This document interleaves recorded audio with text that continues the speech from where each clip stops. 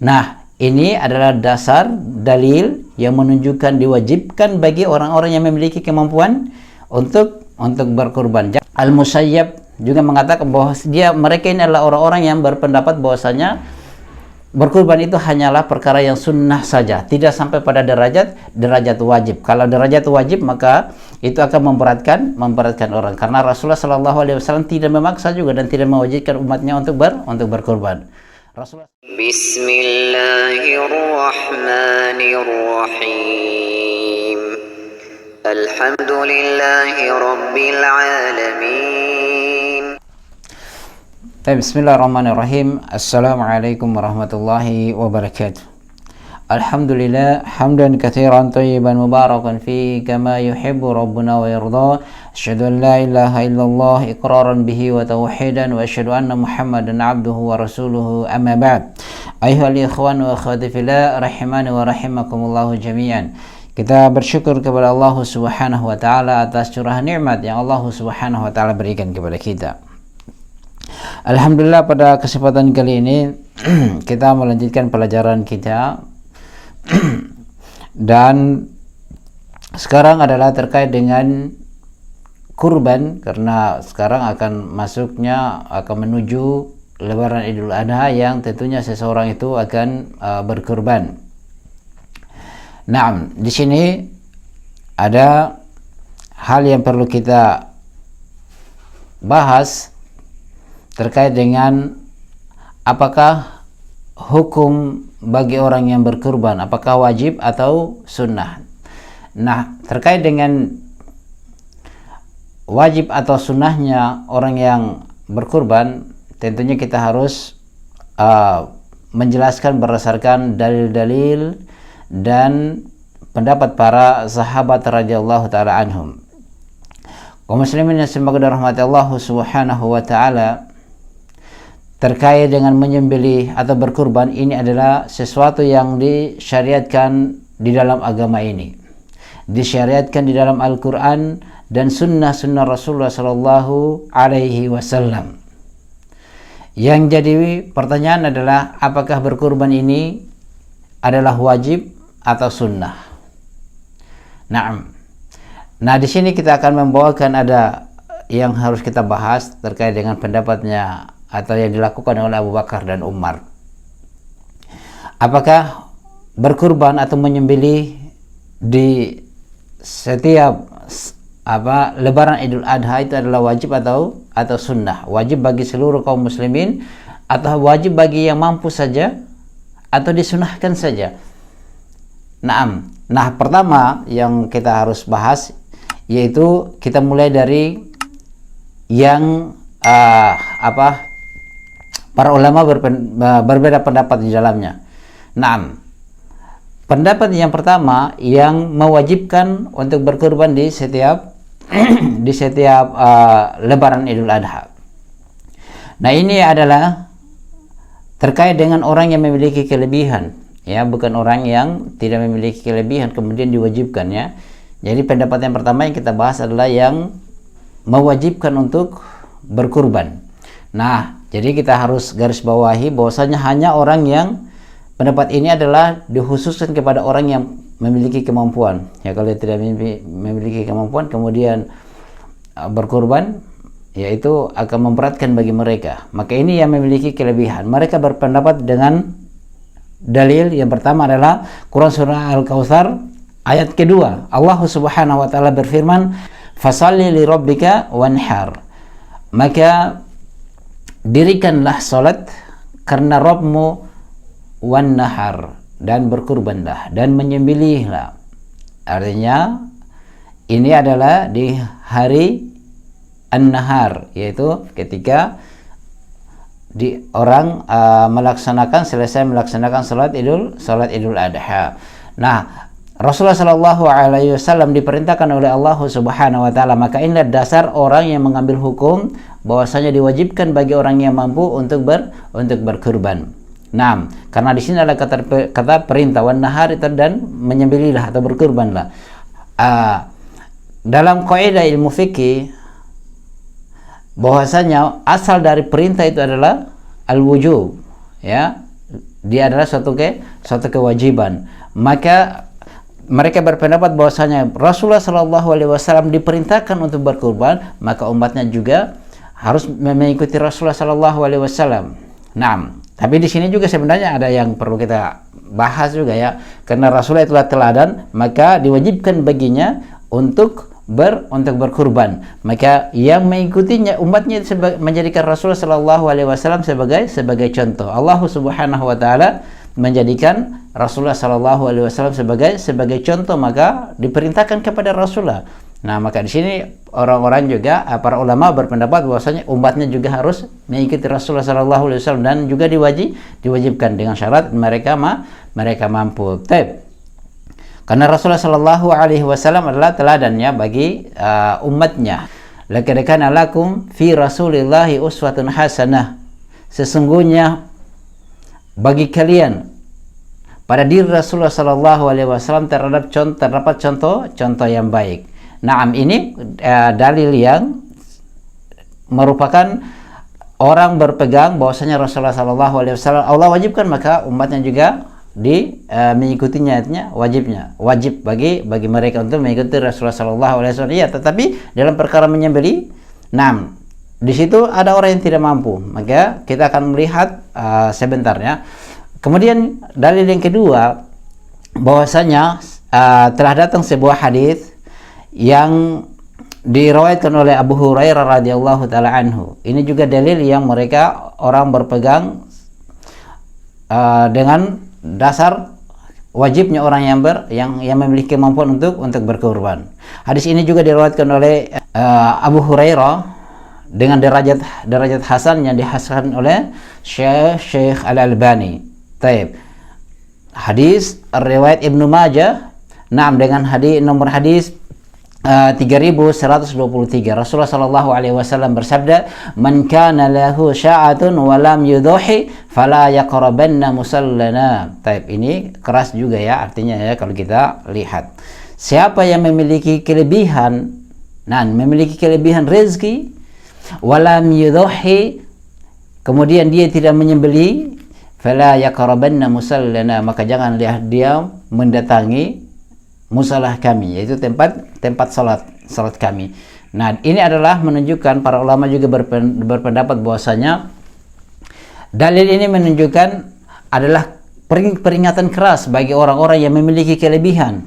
Nah, memiliki kelebihan untuk berkurban. Kalau mereka memiliki kelebihan kemudian tidak berkurban, maka Rasulullah Shallallahu Alaihi Wasallam mengatakan fala yaqrabanna musallana, maka janganlah mereka datangi musalah kami, tempat salat kami.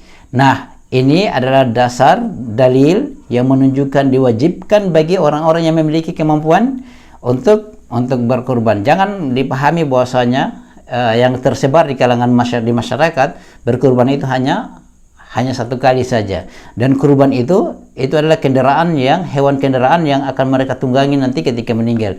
Sangat rendah sekali ya kalau orang mau di surga nanti mau menaiki kambing, hewan kurbannya mereka, sapi. Nah, ya sangat rendah sekali. Kita di surga penuh dengan kenikmatan. Orang bukan naik sapi, naik kambing ya, bukan hasil, tetapi itu amalan yang akan sampai kepada Allah Subhanahu wa taala. Kita di surga masyaallah penuh dengan kenikmatan. Rasulullah menggambarkan apa saja yang kita mau ada dekat dengan kita ya. Tidak perlu kita naik kambing, naik sapi ya.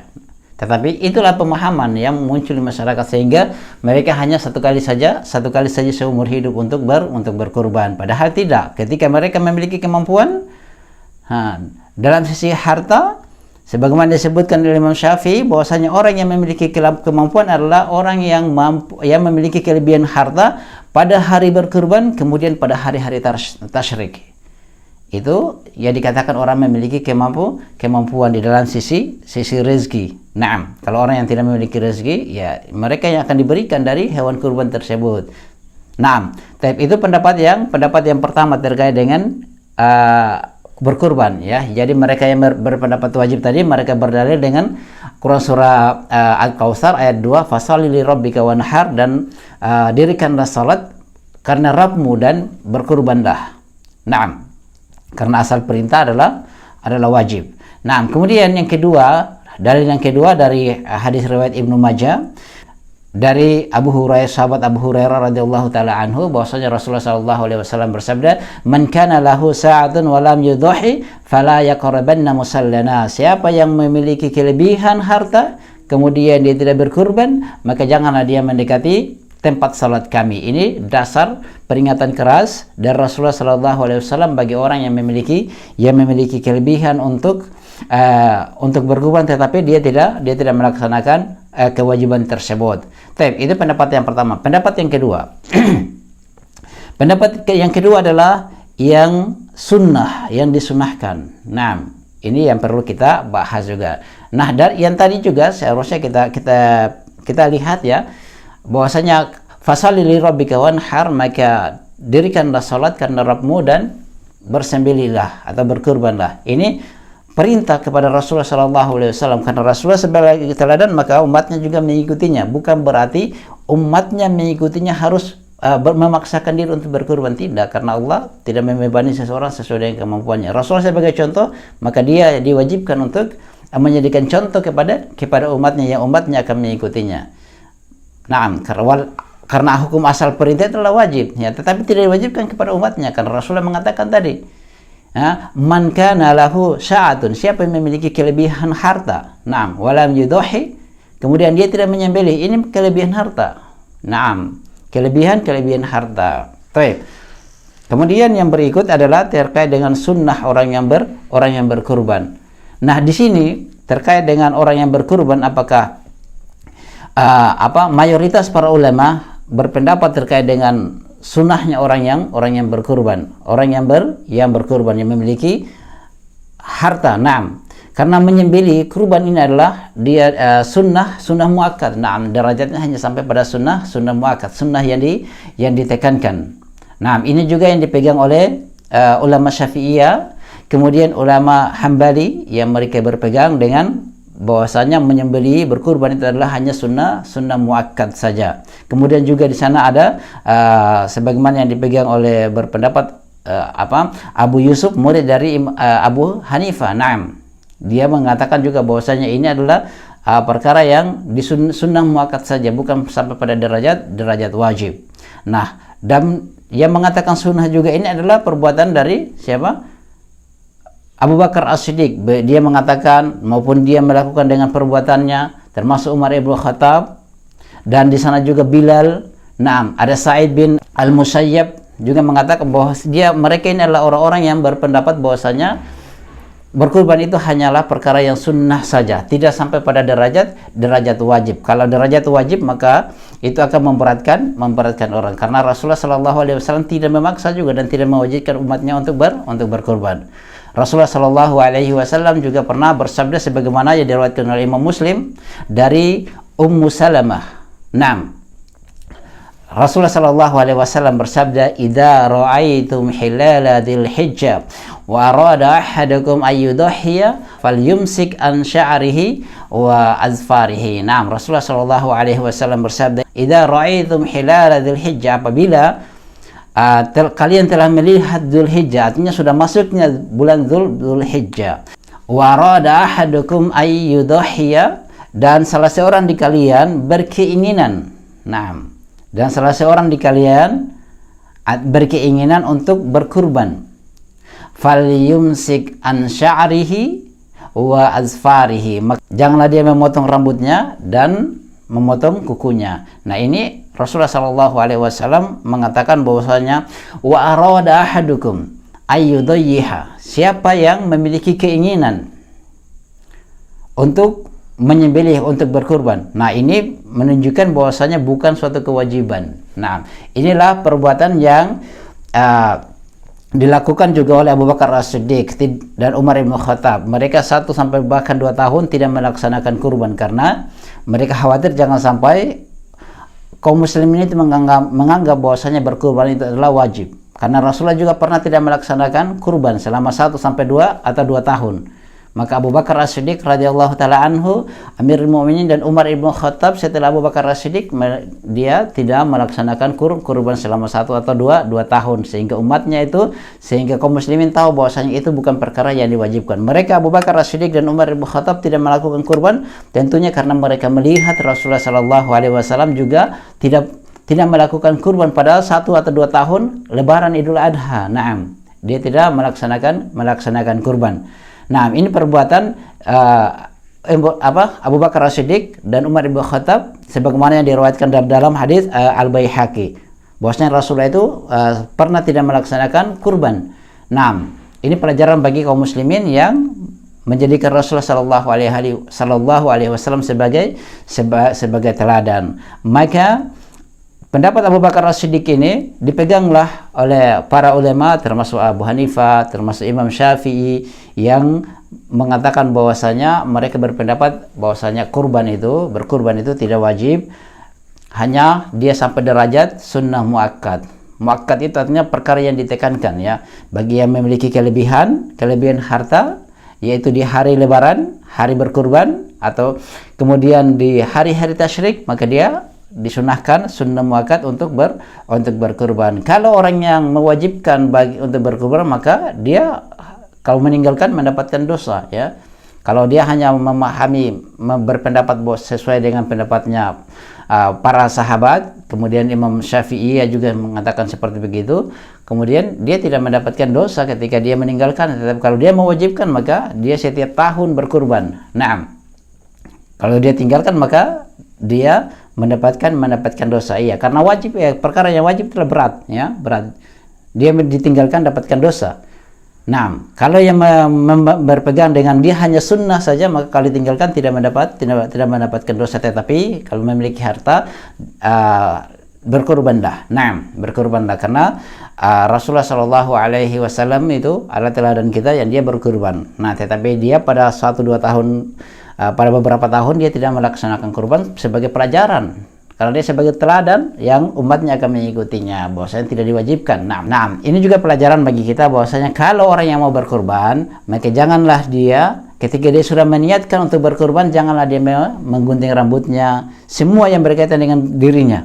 Nah, memotong kukunya juga, ya, tidak bisa berkaitan ketika dia sudah meniatkan untuk mau berkurban, maka dia menjaga semua ini. Karena ini larangan dari Rasulullah Sallallahu Alaihi Wasallam. Nah, tidak ketika dia mau berkurban, maka janganlah dia melakukan hal-hal memotong kukunya atau melakukan apa saja yang terkait dengan dirinya dan terkait yang ada pada dirinya. Tentunya kalau sikat gigi atau apa, ya silakan saja, ya. Tetapi kalau mencukur rambut atau menggunting kumis, ya, itu mencukur rambut ataupun yang lainnya itu tidak terlarang, ya, dia dilarang oleh Rasulullah Sallallahu Alaihi Wasallam. Baik, kaum muslimin yang dirahmati Allah Subhanahu Wa Taala, inilah pelajaran fikih pada kesempatan kali ini yang semoga bermanfaat, karena orang pada bingung apakah dia diwajibkan atau disunahkan, dan alhamdulillah kita telah mendapatkan hadis-hadis dan pendapat para imam dan para sahabat radhiyallahu taala anhum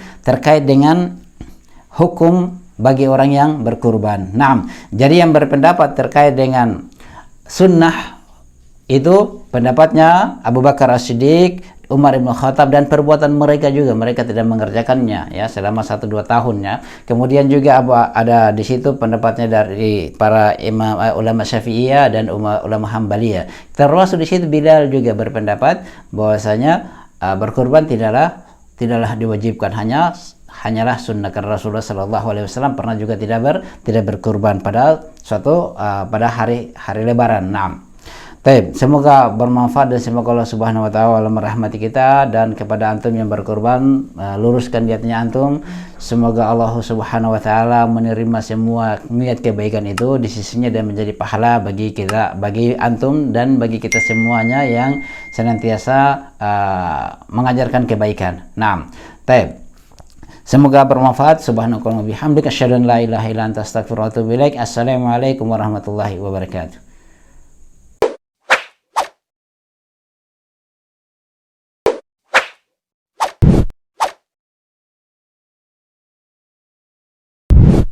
الحمد لله رب العالمين